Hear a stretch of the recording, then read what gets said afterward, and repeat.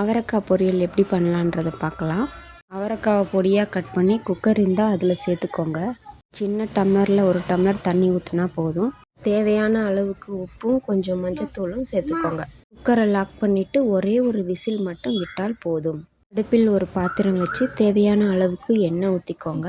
கூடவே கொஞ்சம் கடுகு, உளுந்தம் பருப்பு, கருவேப்பிலை, 3 பெரிய வெங்காயம், 3 வரமிளகாய் எல்லாம் போட்டுட்டு நல்லா வதக்கி விடணும்.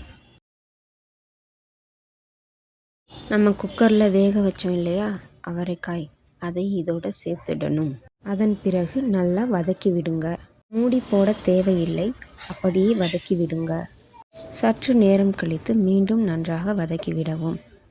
உங்களுக்கு விருப்பம் இருந்தால் தேங்காய் துருவல் கூட இதில் சேர்த்துக்கலாம். தேங்காய் துருவல் சேர்க்கும்போது அடுப்பை ஆஃப் பண்ணிவிட்டு கடைசியாக நம்ம மூடி வைப்போம் இல்லைங்களா, அப்போ அடுப்பை ஆஃப் பண்ணிவிட்டு நீங்கள் தேங்காய் துருவலை சேர்க்கலாம்.